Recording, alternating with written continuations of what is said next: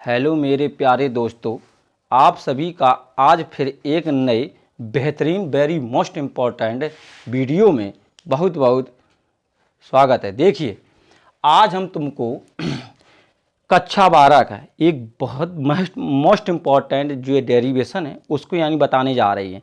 ये जो डेरिवेशन है ये बहुत मोस्ट इम्पॉर्टेंट है। हो सकता है कि तुम्हारे परीक्षा में 99% आने की इसकी बहुत ज़्यादा पूरी संभावना है।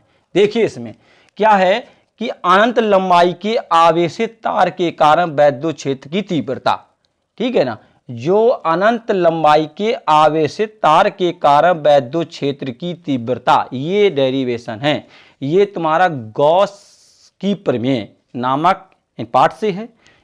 इस पार्ट का ये एक इकलौता बहुत ही मोस्ट इंपॉर्टेंट है।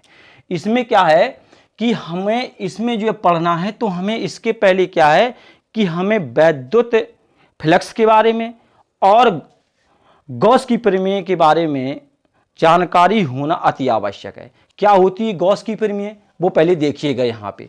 यानी गॉस की जो प्रमेय होती है, हम देखिए वैद्युत या फ्लक्स को करते हैं फाई ई से प्रदर्शित, ठीक है। इस बात को पहले ध्यान देना, जो वैद्युत फ्लक्स को हम करते हैं का फाई ई से प्रदर्शित, और इसका जो फॉर्मूला होता है E D A cos theta होता है, ठीक है। ये कितना हो गया, इसकी हमें आवश्यकता पड़ेगी, फाई ई बराबर E D A cos theta, ये वैद्युत फ्लक्स का फॉर्मूला। अच्छा, वैसे और देखिएगा कि ये जानना जरूरी है कि गॉस की प्रमेय है क्या। पहले ये देखिएगा, गॉस की प्रमेय जो है फाई ई बराबर क्यू, ठीक है, इंटू 1/एप्सिलॉन 0। इसे ध्यान करना, या तो हम एप्सिलॉन 0 करके बोल सकते हैं या तो नॉट एप्सिलॉन बोल सकते हैं। इसमें कोई बात की विभेद नहीं है कि यहाँ पे हमें क्या बोलें। तो इसे एप्सिलॉन 0 करके भी बोल सकते हो, इसे नॉट एप्सिलॉन भी बोल सकते हो। तो देखिएगा, यानी गॉस की प्रमेय है ये। पहले इसको बहुत ध्यानपूर्वक देखिए, ये भी वेरी मोस्ट इंपॉर्टेंट है, ठीक है। देखना, किसी बंद पृष्ठ से गुजरने वाला वैद्युत फ्लक्स, समझ में आया? किसी बंद पृष्ठ से गुजरने वाला वैद्युत फ्लक्स फाई ई, उसके कुल आवेश, ये लिखा है क्यू, कुल आवेश का 1/एप्सिलॉन 0 गुना होता है।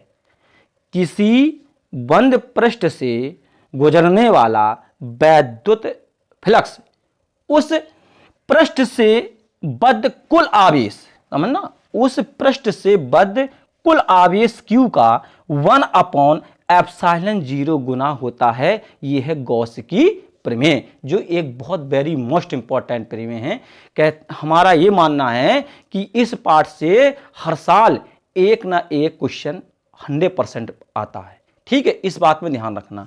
तो ये है गॉस की प्रमेय। तो हमने तुम्हें बताया कि किसी बंद पृष्ठ से गुजरने वाला वैद्युत फ्लक्स, उस पृष्ठ से बद्ध कुल आवेश Q का 1/एप्सिलॉन 0 गुना होता है। अब देखिए, इसको डेरिवेशन को तुमको यहाँ समझने के लिए सबसे पहले इन दो बातों का ज्ञान होना अति आवश्यक था, इसलिए हमने बताया। एक होता है रेखीय आवेश घनत्व। ये क्या होता है? देखो, रेखीय आवेश घनत्व को हम लैम्डा से प्रदर्शित करते हैं। किससे? लैम्डा से प्रदर्शित करते हैं रेखीय आवेश घनत्व को। इसका फॉर्मूला होता है Q/L। क्या होता है?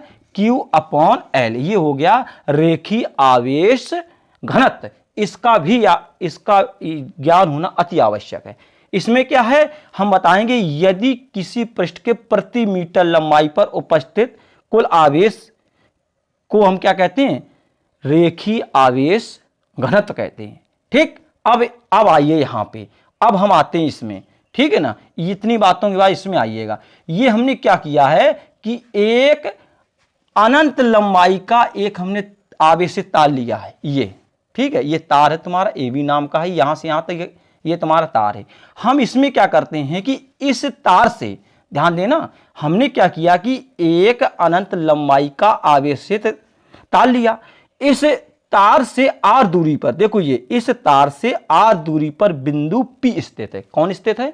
बिंदु P। इस बिंदु P पर ही हमें वैद्युत क्षेत्र की तीव्रता को ज्ञात करना है। अब इसके बाद देखिए आगे, यहां बिंदु P पर क्या है कि यहां पे जो वैद्युत क्षेत्र E वेक्टर है जो, और ना ये तुम्हारा मात्रक क्षेत्रफल भी बोल सकते हैं या क्षेत्रफल भी बोल सकते हैं, ठीक है। तो ये तुम्हारा जो ये यहां पे मात्रक क्षेत्रफल है, ठीक है, जिसे कहेंगे क्षेत्रफल वेक्टर भी बोल सकते हैं, ठीक है ना। तो जो क्षेत्रफल वेक्टर है और ना जो वैद्युत क्षेत्र है, ये दोनों एक दूसरे के समांतर, मतलब ये समांतर हैं, इनकी जो दिशाएं हैं ये एक दूसरे कैसी हैं, यहां पे यानी समांतर है। और तुम्हें बताया कि जब समांतर होता है, कोई चीज किसी के समांतर होती है तो वो हर वक्त 0 अंश का कोण बनाती है, ये बात तुम जानते हो। तो इनके दोनों के बीच में क्षेत्रफल वेक्टर और ना वैद्युत क्षेत्र की जब एक ही दिशा है तो इनके बीच में जो कोण बना वो कितने अंश का बना, 0 अंश का बना। इसके बाद यहां देखिए ए और बी पर, यहां पे देखिए ये दोनों तुम्हें को दिखा रहे कितने कितने अंश के, 90 अंश के। तो यहां क्या है कि इनके यहां पे वैद्युत क्षेत्र और क्षेत्रफल वेक्टर ये दोनों एक दूसरे के लंबवत हैं, इसलिए यहां पे 90 अंश का कोण बन गया, यहां भी 90 अंश का कोण बन गया। इतनी बात अगर समझ में आ गई तो डेरिवेशन यूं ही हो जाएगा, ठीक है। देखना यहां पे, तो यहां 90 अंश का, यहां 90 अंश का, क्यों, क्योंकि यहां पे वैद्युत क्षेत्र और ना जो क्षेत्रफल वेक्टर है वे एक दूसरे के यहां पे लंबवत हैं, यहां भी लंबवत है। और यहां पे जो वैद्युत क्षेत्र और ना तुम्हारा क्षेत्रफल वेक्टर है, जैसे मात्रक क्षेत्रफल भी कहते हैं, ये दोनों कैसे हैं, यहां समांतर हैं, ये लंबवत है और ये भी लंबवत है। अब देखिए आगे चल के देखना, तो ये हमने लिखा यहां पे। तो इसके बाद यहां तुमको देखना है, हमने लिखा माना अनंत लंबाई के तार पर रेखीय आवेश घनत्व कितना है, लैम्डा है इस पे, इससे r दूरी पर बिंदु P स्थित है, हो गया। इस बिंदु P से क्या गुजरता हुआ एक गॉसियन पृष्ठ खींचते हैं। ये जो खींचा हमने कैसे, बेलनाकार, ये कैसा है, ये तुम्हें दिखाई दे रहा है, इसकी आकृति कैसी, बेलनाकार। तो एक हम बेलनाकार गॉसियन पृष्ठ यानी खींच दिया हमने, ठीक है ना। अब देखते हैं कि इससे गुजरने वाला वैद्युत फ्लक्स, देखना बहुत अच्छी आसान भाषा में समझना। तो हम लिखेंगे इसे डी फाई ई बराबर, ठीक है, हमने कितना लगा, डी फाई ई, ठीक है, बराबर डी फाई ए, ये कितना हो गया, ये ए हो गया। यहां पे देखना पी बिंदु पे आइए तो डी फाई पी हो गया और डी फाई कितना हो गया, बी हो गया, ठीक है ना। हमने सब एक साथ ले लिया क्योंकि इस गॉसियन पृष्ठ जो हमने खींचा है तो इससे गुजरने वाला वैद्युत फ्लक्स, तो ये वैद्युत फ्लक्स है, तो हमने यहां देखा ये लिया ए और पी और बी, ठीक है ना। अब देखेंगे आगे इसके बाद, यहां जो हमने बताया था ये वाला फॉर्मूला हमने बताया था, फाई ई बराबर E D A cos theta. तो हम लिखेंगे ई डी ए कॉस, कितने अंश का कोण ए पे बन रहा, ये 90 अंश का, क्यों, ये दोनों कैसे लंबवत हैं, तो यहाँ 90 अंश हो गया।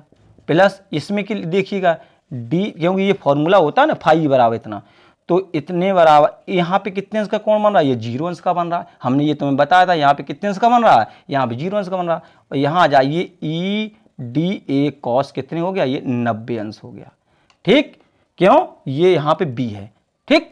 अब देखना, अब तुम्हें इस चीज की जानकारी होगी कि कॉस 90 अंश का मान कितना होता है और कॉस 0 अंश का मान कितना होता है। तो कॉस 90 अंश का मान होता है 1 और कॉस 0 अंश का मान होता नहीं, कॉस 90 अंश का मान होता है 0 और कॉस 0 अंश का मान होता है 1, ठीक है। कॉस 90 अंश का मान होता है 0 और कॉस 0 अंश का मान होता है कितना, 1। देखिए यहां हम लिख दें कॉस 90 अंश का मान होता है 0 और कॉस 0 अंश का मान कितना होता है, 1। तो अब देखिए ये और ना ये दोनों क्या हो गए, 0 हो गए। खाली हमें यहां मिला कितना, डी, देखना यहां हमें कितना मिला, डी फाई ई बराबर, ठीक है, डी फाई ई बराबर यहां मिला हमें कितना, ई डी ए मिला, ठीक है। हमें यहां कितना मिला, डी ए, क्योंकि यहां हो गया 0, ये यहां चला गया, यहां ये था, इसका 0 हो गया, खाली कितना बचा, इतना बचा, वो हमने यहां पे लिख लिया। अच्छा डी क्या है, डी एक सूक्ष्म भाग होता है जिसे हम बोलते हैं डिफरेंशियल, इसे हम क्या बोलते हैं, डिफरेंशियल। तो ये डी है, ठीक है ना। अच्छा अब क्या करेंगे कि अगर हमको यहां से इसका डिफरेंशियल अगर हटाना है तो हमें यहां पे इंटीग्रेशन चाहिए। इंटीग्रेशन मीन्स होता है समाकलन, क्या होता है, इंटीग्रेशन मीन्स होता है समाकलन। तो अगर हम यहाँ से इंटीग्रेशन को हटाएंगे तो हम यहाँ ले आएंगे किसका, समाकलन का चिन्ह। तो ये हमारा क्या हो गया, ये हो गया समाकलन का चिन्ह। ठीक, ये हमारा क्या हो गया, यहाँ पे ये हो गया समाकलन। हमने यहाँ से डिफरेंशियल हटा दिया, क्या हटा दिया, यहाँ से डिफरेंशियल हटा दिया, तो हम यहाँ पे किसका चिन्ह ले आए, डिफरेंशियल मीन्स होता है अवकलन, और इंटीग्रेशन मीन्स होता है क्या, ये हो गया समाकलन। ठीक है, तो अगर हमको इसका अवकलन का चिन्ह अगर हमको हटाना है, सीधी भाषा, अगर हमको अवकलन का चिन्ह हटाना है तो हमें समाकलन लगाना पड़ेगा दोनों ओर। ठीक है, तो इसलिए हमने कहा यहां से डिफरेंशियल को हटाया तो यहां पे चिन्ह आएगा किसका, इंटीग्रेशन का। अब देखना ये जो होता है, जब ये अच्छा जब डी लगा होता है तो उसका भाग सूक्ष्म होता है, और जब इंटीग्रेशन आता है तो वो इंटीग्रेशन पूरे भाग को ले लेता है। तो अब हम यहां देखेंगे डी मतलब क्षेत्रफल, तो हम यहां देखेंगे जो गॉसियन पृष्ठ जो ये बना है ये, तो इसका हमें क्षेत्रफल चाहिए, और इसकी आकृति कैसी है, ये आकृति है किसकी, कैसी, बेलनाकार। तो हमें बेलन का क्या चाहिए, क्षेत्रफल, जिसे कहते हैं वक्र पृष्ठ। तो वो उसका जो यानी वक्र पृष्ठ होता है, देखिए यहाँ पे वो कितना होता है, 2πr h होता है, लेकिन h ना मान के यहाँ पे लंबाई कितनी दी, l, तो यहाँ हम कितना मान लेंगे, l, तो आगे भी समझे 2πr l होता है। ठीक, ये हो गया। तो हम यहाँ उठा करके इसे यहाँ पे रखेंगे, तो ये हमने रखा है यहाँ पे e इंटू 2πr l, ये हमारा बन गया समीकरण नंबर कितना, पहला। ठीक, इतनी बात समझ में। अब हम चलेंगे गॉस की प्रमेय से, गॉस की प्रमेय से।